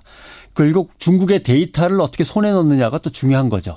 예, 그래서 급속도로 성장하는 중국의 로컬 브랜드들을 경계하고 우리는 더 빠르고 다양한 분야로 미리 가서 준비하고 있다가 중국의 디지털 기술이 발전하면서 쫓아오는 걸 피해 다니든지 막든지 어떤 방법을 취해야 되는 거죠. 그리고 이번에 사드를 보면서 이런 유사한 문제가 생기면 우리는 또다시 얼어붙고 또다시 후퇴하고 이런 건가? 이것도 좀 대비해야겠다는 생각 들던데요. 뭐 한 번만 또 뭐가 터지면 바로 얼어붙을 수 있는 거니까. 그러니까 결국 중앙과 지방까지 다 포괄하는 중국 전문가 그룹이 더 많아져야 됩니다. 그리고 시진핑 2기의 중국과 우리가 윈윈할 수 있는 게 빨리 뭔지 찾아야 됩니다. 특히 아까 말씀드린 환경 문제 같은 거는 뭐 전형적인 우리와 중국이 함께 호흡을 맞출 문제. 거고 그렇죠. 미세먼지나 황사 같은 거죠. 그다음에 또 하나 사드로 우리가 얼어붙었다고 생각했지만 수출은 늘었어요. 중국에 대해서. 그래요? 왜냐하면 삼성 쪽에서 반도체 이런 것들이 많이 나갔거든요. 그 이유는 중국의 IT가 엄청나게 빠른 속도로 발전하고 있기 때문에 거기에 쓰이는 재료들이 우리가 수출을 많이 한 거죠. 우리가 아니면 어떻게 할 수 없는 것들이 됐군요. 그런데 문제는 우리가 해오던 것을 중국이 반도체 대량 생산에 나선다거나 우리 대신 자기네가 스스로 해치울 수 있다면 우리는 어떻게 될까? 그때가 문제죠. 그러면 당연히 중국 다음으로 정보통신, IT 산업이 발전해 나갈 베트남, 인도네시아, 필리핀 이걸 흔히 VIP 국가라고 부릅니다. 베트남, 인도네시아, 필리핀 또 말레이시아, 인도 등 동남아, 서남아시아로 미리 반도체를 팔기 위한 기본 틀을 다져야 되는 거죠. 그러니까 지금 문재인 대통령의 베트남, 인도네시아 방문 등이 엄청나게 중요한 거거든요. 그런데 뭐 언론들은 별로 관심이 없고 뭐 우산 쓰는 장면이나 보내고 그러고 있는데 실제로는 이러한 큰 틀에서 동남아시아의 흐름을 우리가 먼저 잡기 위한 노력들을 이제 해야 되는 거죠. 언론들도 관심을 갖고요. 오늘 포스트 사드 문제가 해결된 그 이후의 중국에 대한 이야기 변상욱 대기자와 나눠봤습니다. 기자수첩 수고하셨습니다. 고맙습니다.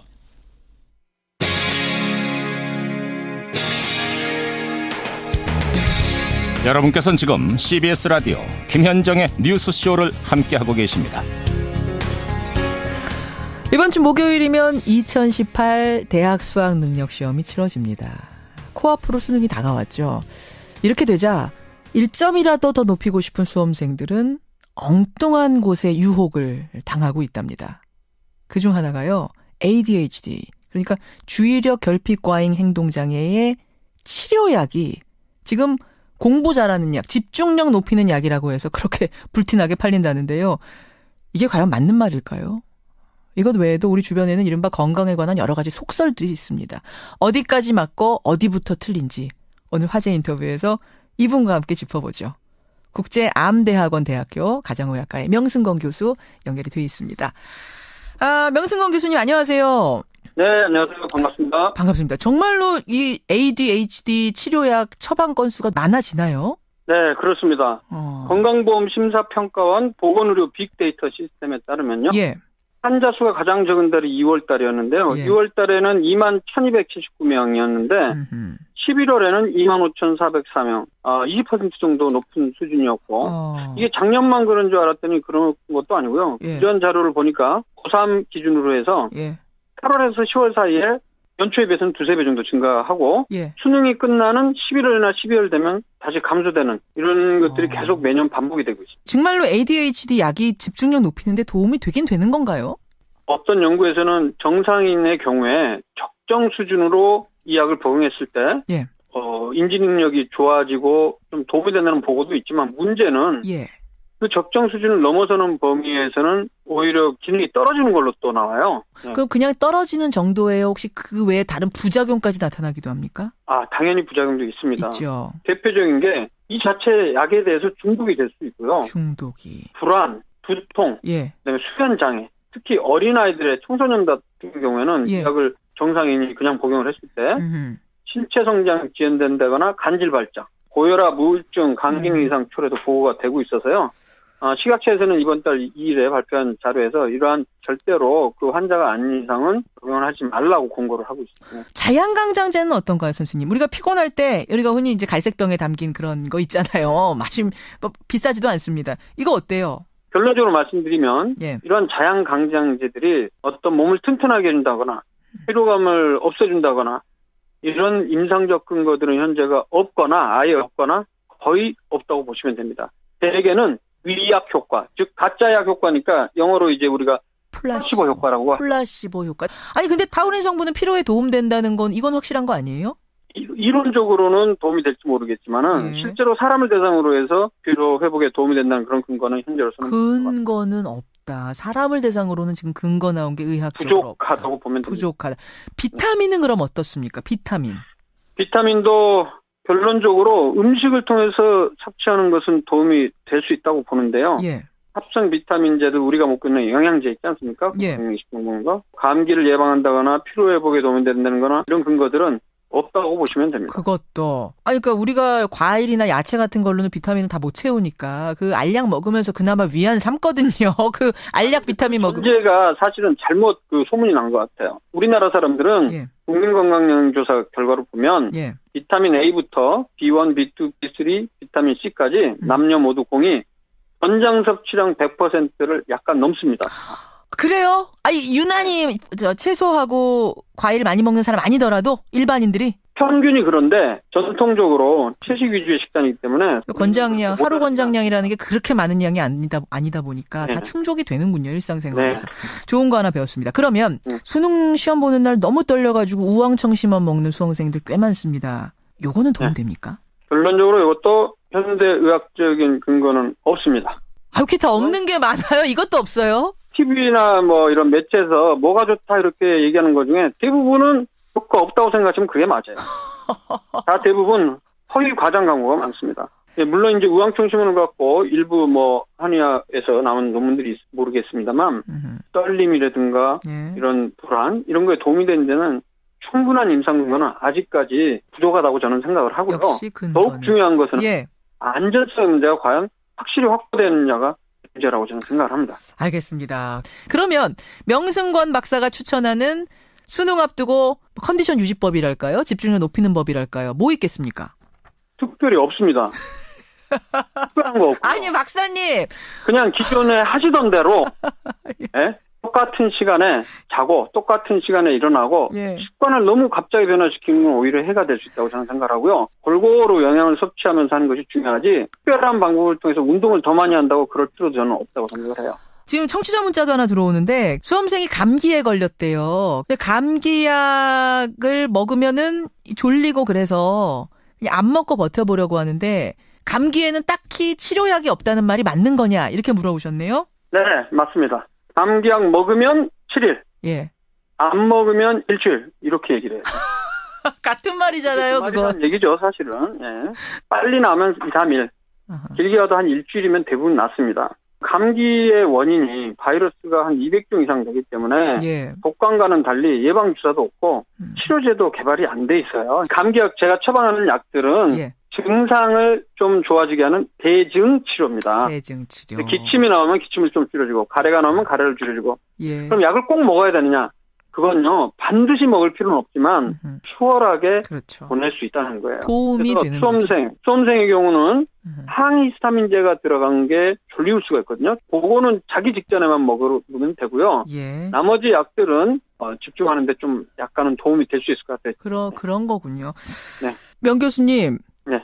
조만간 2탄으로 한 번 더 모셔야겠어요. 김현정의 뉴스 쓰면 제가 인터뷰를 하죠. 네. 고맙습니다. 우리 청취자들이 지금 굉장히 반응이 뜨겁습니다. 아주 좋은 정보들. 2탄 곧 마련해서 모시겠습니다. 오늘 고맙습니다. 네, 감사합니다. 안녕히 계세요. 예, 국제암대학원 대학교 가정의학과 명승건 교수였습니다. 청취자 김영희님. 명승건 교수님, 감기 일주일이 뭡니까? 요즘 감기는 3주 갑니다.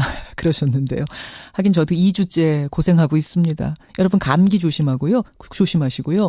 오늘 밤부터는 그 추위를 부르는 비가 또 내린다는 소식이 있네요. 여러분들 더더욱 건강 조심하셔야겠습니다. 이번 주도 활기차게 출발하시고요. 월요일 아침 김현정의 뉴스쇼는 여기까지입니다. 내일 아침 7시 반에 돌아오죠. 고맙습니다.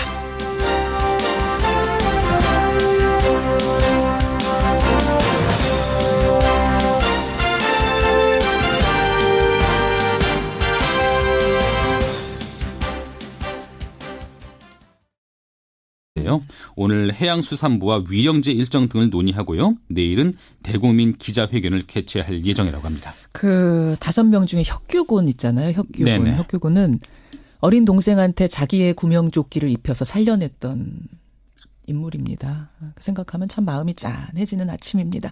큰 위로를 전하겠습니다. 여기까지 포인트 뉴스. 수고하셨습니다. 네. 이명박 전 대통령은 바레인 출국길에 적폐청산에 대한 입장을 발표했습니다. 이것이 과연 개혁이냐, 감정풀이냐, 정치적 보복이냐 이런 의심이 들기 시작했습니다. 예, 이명박 전 대통령의 목소리 지금 들으셨습니다. 그러니까 재임 시절에 군과 국정원의 댓글 공작을 보고받고 지시했다는 의혹을 받고 있는 거죠. 바레인으로 출국하는 공항에서 이루어진 입장 발표였는데요. 2박 4일간 강연을 하러 가는 길입니다. 그런데 인천공항은 출국 반대 시위자들로 북새통을 이뤘습니다. 검찰 수사를 코앞에 둔 이 전 대통령 어떤 말을 하고 싶었던 걸까요? 최측근 만나봅니다. 이명박 정부 당시 특임 장관을 지낸 늘 푸른 한국당 이재호 대표 연결을 해보죠. 이재호 대표님 안녕하세요. 예, 안녕하십니까. 어제 인천공항 보셨겠지만 이명박 전 대통령 출국을 금지시켜달라는 시위 인파가 상당했습니다. 근데 청와대에다가 출국 금지 청원을 넣은 사람도 오늘 아침에 제가 확인하고 들어왔는데 8만 명을 넘어섰더라고요. 예. 근데 꼭 지금 바레인으로 나가셨어야 했을까요? 아니, 그건 바레인 정부에 이미 오래전에 특강하기로 초청되어 있는 거니까 그 정부에 약속한 걸 일방적으로 어길 수도 없잖아요. 어길 수가 없어서. 예. 그건 또 예의가 아니죠. 예의가 아니니까. 근데 국민의당은 이명박 전 대통령이 지금 바레인의 고위공직자 강연 같은 남의 나라 생각할 때가 아니다. 이런 논평을 냈더라고요. 그 사람들 한심한 사람들이 남의 나라 우리가 생각해서 가자고 그래서 갑니다. 그쪽에도 초청이 와서 약속이 된 거니까 약속을 지키는 것도 나라와 나라 사이의 신이지. 예. 국민의당 사람들은 한심한 사람들. 아이고 한심한. 그러면 지금 이제 국민들 한 8만 명 넘게가 출국 금지시켜달라고 요청을 한 이유는 혹시라도 나가셨다가 안 들어오시거나 뭐 이럴 가능성 전혀 없겠습니까? 그게 말이라고 합니까? 무슨 잘못도 없는데. 뭘 안 들어오고 그러겠어요. 그리고 구속시켜달라 뭐 8만 원 이런 거는 그 숫자는 간단하죠. 우리가 촛불 집회할 때 광화문에 모인 인원이 얼마입니까? 이게 국민들은 뭘 하나 이렇게 마음에 걸리면 쉽게 동조하지요. 또 동조하는 사람들 따로 있죠. 지금 문정부 지지하는 사람이 8만 명만 되겠습니까? 자, 그러면 문정부 지지하는 사람들은 다 더 서명한다고 봐야죠. 근데 그런 건 뭐 숫자가 의미가 없는 거고. 알겠습니다. 확인을 좀 드릴 것이니까 바레인에서는 2박 4일 지나면 꼭 돌아오시는 거고 검찰에 출석 요청이 있으면 당당히 나가시는 것 이것도 확실합니까? 출석 요청이 있다는 게 뭐가 혐의가 있어야 출석 요청을 하지. 그리고 그러잖아요. 이게 예를 들어서 지금 전제를 해야 될 게 지금 이명박 전 대통령인데 의심을 받는 것이 뭐 댓글을 지시했냐 보고받느냐 이런 것 아닙니까? 그렇습니다. 뭐 돈을 얼마를 들어먹었다 무슨 이권에 개입했다 이런 부패 혐의가 아니고 대통령이 일상 직무상에 있어서 그런 사이버사령부나 국정원의 업무를 지시했냐 보고받느냐 이런 것 아닙니까? 그럼 그 내용이 대통령이 지시하고 보고받을 내용이냐 아니냐 하는 걸 따져봐야 되지 않겠습니까? 근데 그걸 따져보지 않고 그냥 이명박 정부 하에 사이버사령부나 국정원이니까 무조건 이명박 대통령이 책임지고 구속해야 된다 이런 식으로 몰고 가니까 그게 지금 청와대가 말 아주 잘했대요. 불공정 특권에 대한 김현정의 뉴스 쇼.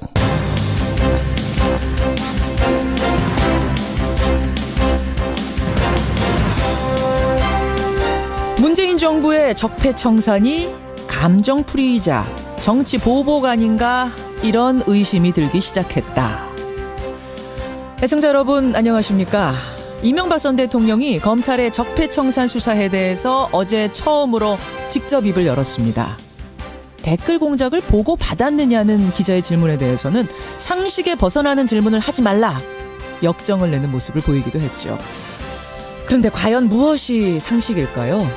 댓글 공작부터 블랙리스트 의혹, 다스 건까지 무엇이 상식인지는 수사하면 나옵니다.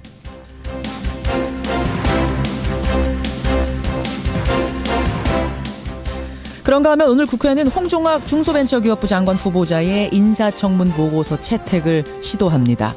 채택해야 한다, 안 된다, 여야 간 기싸움이 이어지는 상황. 결국 청와대는 국민 여론을 보고 판단하게 될 텐데요. 홍종학 여론조사 저희가 돌려봤습니다. 2부에서 확인하시죠. 김현정의 뉴스쇼 출발합니다.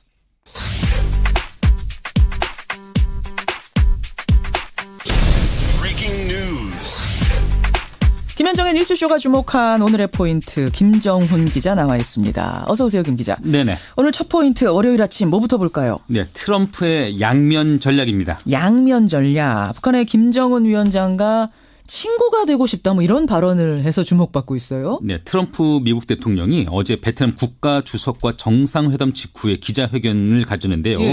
그 자리에서 북한을 향한 유화 발언을 또 내놨습니다. 김정은과 친구가 될 수 있다고 생각하느냐 이런 질문을 받고 어떤 일이든 가능하다. 그것은 좋은 일이다. 좋은 일이다. 네, 그렇게 답을 했는데요.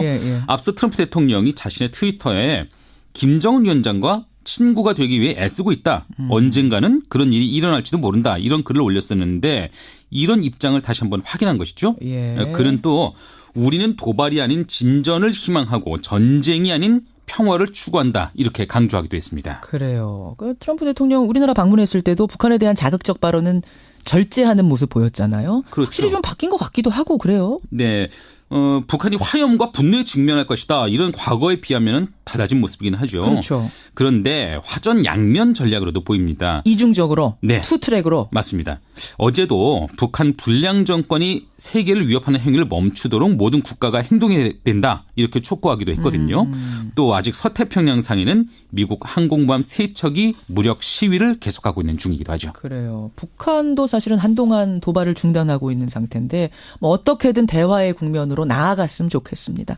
다음 포인트 보죠. 네, 보수 야당의 체제 정비입니다. 탈당파가 떠난 바른정당 오늘 당대표 선출을 합니다. 네, 집단 탈당으로 홍역을 치른 바른정당이죠. 예, 오늘 예. 당대표 또 최고위원 3명을 선출합니다. 예. 당원 대표자 회의를 열고 선거인단 투표와 여론조사 결과를 합산하는 방식입니다. 예. 모두 6명 그렇게 후보가 나섰는데 아무래도 유승민 의원의 당대표 선출 가능성이 커 보이죠.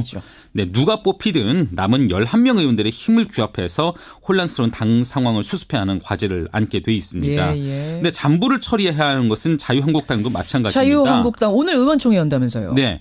그 의원총회가 친박계 의원들이 바른정당 출신 의원들의 복당 절차가 문제가 있다. 이렇게 문제 삼으면서 소집된 것이거든요. 순탄치는 않을 것 같네요. 홍준표 대표가 이 갈등을 어떻게 수습하면서 복당파를 받아들일 것인가. 이게 과제네요. 네. 그게 오늘 포인트고요. 마지막 포인트 하나만 더 보죠. 네. 떠나는 세월호 미수습자 가족들입니다. 흔적을 찾기 위해서 그 세월호 선체가 인양돼 있는 정남 목포신항에 그동안 계속 머물렀던 가족들. 네. 그 세월호 미수습자 가족들이 결국 목포신항을 떠날 것으로 보이네요. 누구입니까? 단원고의 남현철 박영인 학생, 또 양승진 교사, 또 권재근 씨와 아들 혁규군의 가족들인데요. 그러니까 총 5명이에요. 미수습자가 지금. 네. 예. 그동안 머물렀던 목포 신항만 컨테이너동에서 떠나기로 그렇게 의견을 모았다고 하네요. 그래요. 미수습자들이 선체가 아닌 해상에 유실됐을 가능성이 있다고 본 것인데. 이게 한 나라의 대통령이 했던 사람이 산하기관에서 한 건데 그게 관계가 자기에까지 미치지도 않는데 뭐 나가서 내가 작범이냐. 아니 내가 뭐 그런 이야기를 그 자체가 넌센스잖아요. 알겠습니다. 아무튼 어떤 입장인지 지금 확인은 됐습니다. 그렇다면 이명박 전 대통령에 대한 검찰 수사가 진행이 된다면 그럼에도 불구하고 진행이 된다면 이게 현 정권의 어떤 부메랑으로 돌아올 거라는 생각도 하시는 걸까요? 지금 이전 대통령 측에서는. 당연하죠. 왜냐 그러면 청와대가 아주 적절하게 말을 잘했는데 불공정 특권에 대한 구조를 조정하겠다는 거 아닙니까? 예. 없는 죄를 잡아가는 게 권력에 의한 불공정 아닙니까? 지금 문재인 정부가 불공정 특권을 행사하고 있는 거예요. 그런데 거기다가 이명박 전 대통령 잡아간다 그러면 그거는 불공정 특권을 행사하는 게 증거로 드러나니까 그럼 가만히 있겠습니까? 정의에 반하는 행위를 보면 그것이 권력이든 살아있는 권력이든 죽어있는 권력이든 정의에 반하는 행동을 하면 거기에 저항하는 게 당연한 거죠. 알겠습니다. 그게 정의 아니에요? 맞는 말씀인데 근데 아까 전에 합리적 의심이 드는 상황이라는 것에 대해서는 이 대표님도 인정하셨잖아요. 합리적 의심이 드는 상황이라면 검찰이 조사를 할 수밖에 없는 것 아닌가 이런 생각이 드는데요. 그게 검찰까지 올라갈 것도 아니고 합리적 의심이라는 게 그게 대통령인데 갈 사안이 아니잖아요. 대통령 업무에서 지시하고 지시받았다고 그럽시다. 그 지시하고 지시받는 것이 업무 범위 안에서지. 그걸 뭐 선거에 이렇게 누굴 당선시켜라, 누굴 나쁘게 해라, 뭐 누굴 블랙리스트 만들어서 없애라. 이런 걸 대통령이 지시하고 보고를 받겠어요. 알겠습니다. 생각해보세요, 상식적으로. 알겠습니다. 이재호 늘프로난국당 대표 지금 만나고 있습니다. 대표님. 지금 시간이 한 1분밖에 안 남았는데 이 질문을 좀 꼭 드려달라는 청취자 문자가 들어와서요. 지난주에 홍준표 대표 만나셨죠? 늘프로난국당과 자유한국당과 통합하는 겁니까? 지금 실무적으로 논의를 하기로 했습니다. 그러셨어요? 예. 구분응선은 넘은 겁니까? 뭐 구부고 발부고 일단 실무적으로 논의를 해보고 당과 당이 이제 합치는 거니까. 그게 정당법과 당은 뭐 이런 여러 가지 절차가 있지 않습니까? 있죠. 그 절차를 이제 추진해보고 그게 맞아야죠. 근데 사실은 이재호 대표가 새누리당 탈당하실 때. 정의롭지 못한 권력이 이 당에 또아리를 들고 있다. 거세게 비판하면서 나오셨잖아요. 그게 박근혜 대통령에 의해서 제가 공천을 못 받고 쫓겨난 거지. 그때 그러셨어요. 제 스스로 탈당한 게 아니라 정의롭지 못한 권력에 의해서 축출당한 거지 뭐. 근데 지금은 좀 당 상황이 변했다고 보세요. 사실은 박근혜 전 대통령 출당한 거 외에는 큰 변화가 없다는 평가들 나오는데. 그렇습니다. 그런데 그건 뭐 제가 사실이고. 그러나 일단은 우리를 쫓아냈던 그 당사자가 당에서 제명을 당했으니까 박근혜 전 대통령 그 뿌리는 제거했다고 봐야죠. 소위 정의롭지 못한 권력의 핵심은 당에서 쫓겨나갔다고 봐야죠. 그런 정도죠. 그 당 자체가 뭐 새롭게 됐다 이런 생각은 제가 아직 하지 않고요. 알겠습니다. 예. 오늘 오랜만에 나오셔서 질문 드릴 게 많은데 일단 여기까지 입장 확인하는 것으로 아니 하시고. 하도 요즘 어처구니 없는 일이 벌어지니까 제가 좀 말이 많습니다. 예, 오늘 전화 끊고 좀 진정하시고요. 다음번에 한 번 더 모시겠습니다. 고맙습니다. 예, 늘 푸른 한국당 이재호 대표였습니다.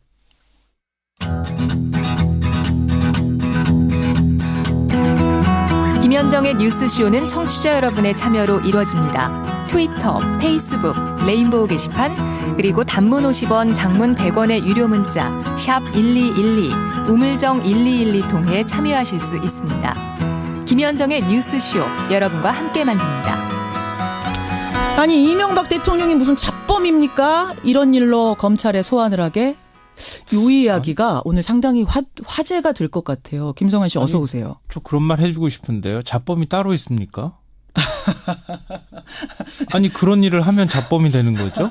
잡범은 따로 있는 게 아니에요.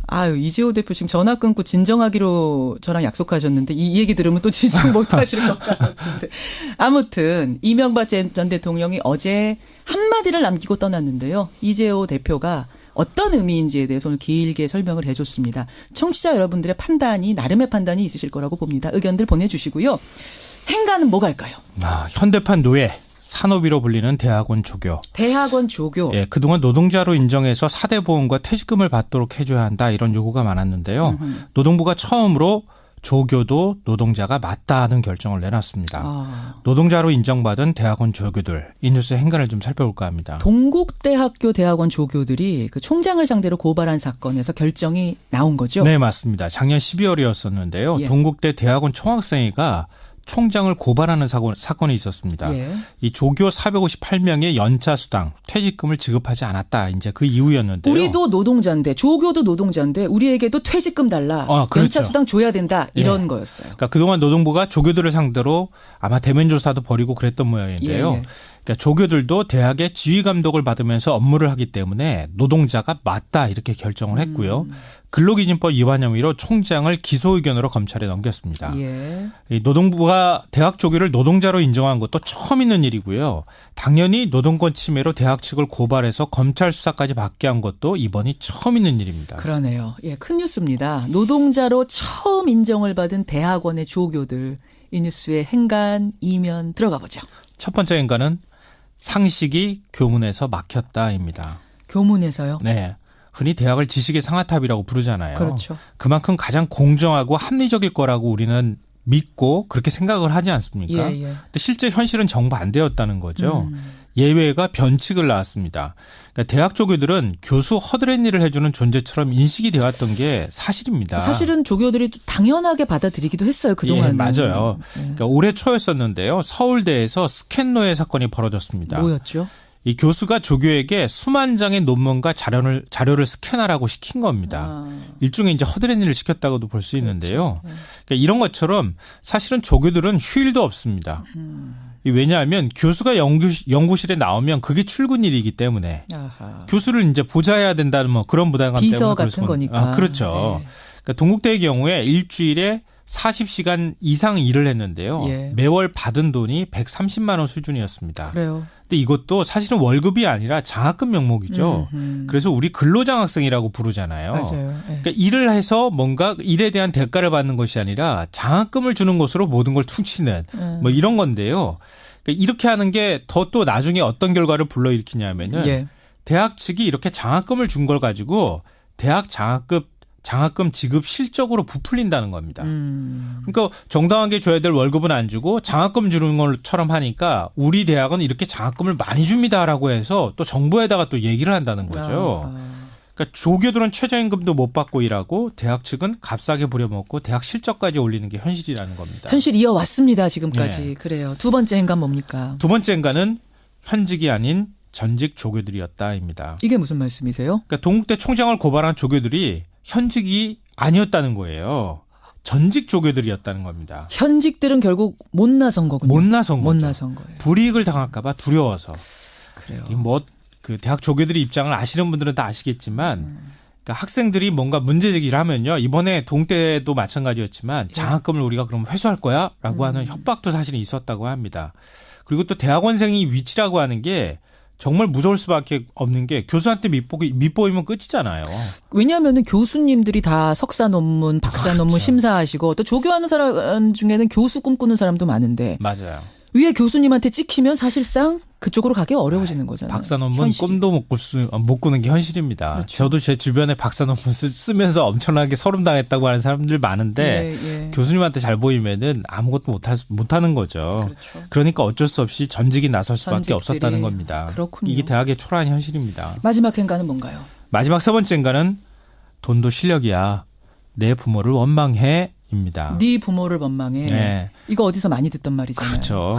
귀에 딱지가 않을 만큼 많이 들었는데요. 최순실 씨 딸 정유라 씨가 친구들한테 한 말이죠. 그렇죠. 국정농단 사태 도화선이 된 말인데요. 예. 작년에 국회 청문회에 출석한 이대 교수들이 뭐라고 얘기를 했었냐면은 그러니까 그때 이제 나왔던 의혹이죠.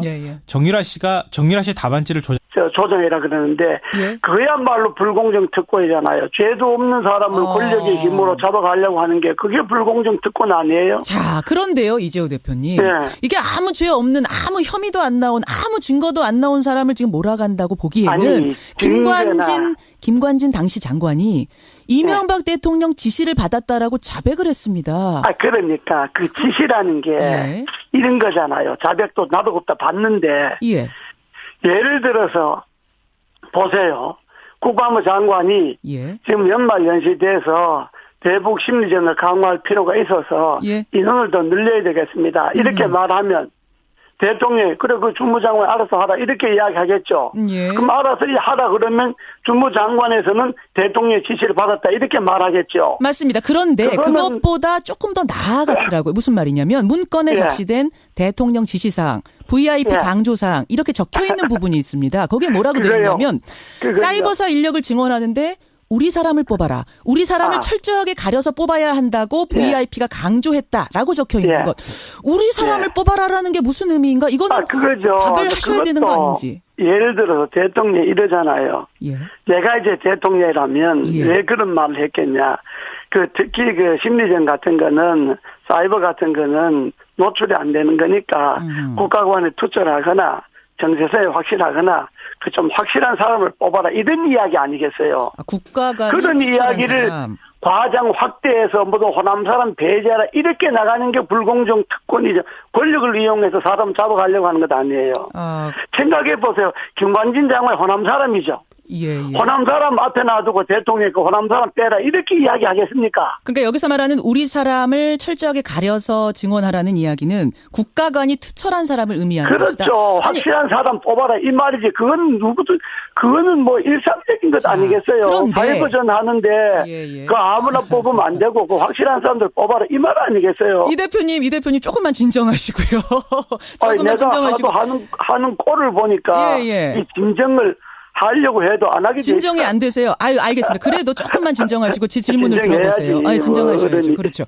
어른이 진정하셔야죠. 자, 그런데 우리 사람 뽑아라라고 한 게 국가간 투철한 사람을 뽑아라라고 한 걸 수도 있습니다. 그렇다면 그 다음에 의심스러운 상황들이 안 벌어졌으면 그 말이 맞는데 지금 상황을 보면은 그렇게 해서 뽑힌 사람들이 선거에 댓글을 달고 정치에 개입하는 댓글을 달고 또 그 당시 이제 야당이죠. 야당 성향의 연예인들을 사찰하는 뭐 이런 행동을 하고 이런 것들을 했기 때문에 결국 그때 우리 사람이 이렇게 되는 거 아니냐라는 의심을 합리적 의심을 할 수밖에 없는 상황 아닌가 하는 거죠. 그 의심인데 그 의심이 대통령하고 관계는 없는 거잖아요. 그거는 그렇게 지시를 받은 사람들 담당 부서에서 담당 직원들이 담당 그 관계자들이 하는 이야기지. 예를 들어서 대통령이 그렇게 확실한 사람 뽑는데 탤런트 누구누구 제외하고 배우 누구누구 제외하고 이런 걸 대통령이 지시하겠습니까? 그럼 관계자들이 댓글 달아라는 걸 지시하겠습니까? 그 관계자들 꼬리선에 있는 사람들이 자기네들이 재량권 안에서 한 일들이죠. 왜 그렇게 그러잖아요. 무리한 일을 했을까요? 그게 엄청난 일이라는 거, 전대미문의 일이라는 걸 알면서 왜 관계자들이 무슨 이득을 보겠다고? 전대미문은 아니고 역대 정권에서 국정원이나 다 그 정보기관은 그런 짓을 하니까 그게 잘못된 건데 이번에 역대 정권에서도 그런 일이 있었다고요? 역대 정권에서도 댓글 공작이? 역대 정권에서 심리전하고 국정원에서 그런 건 늘 하죠. 댓글 달고 하는 건데. 이 부분은 확인은 안 된 그런 얘기입니다. 구조를 없애는 건 좋아요.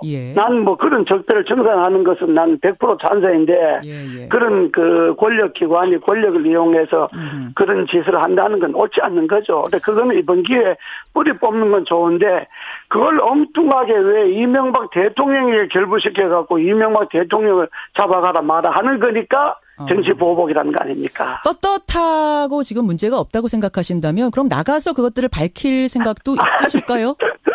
아니 이게 무슨 동네 잡범입니까? 나가서 내 결정하다고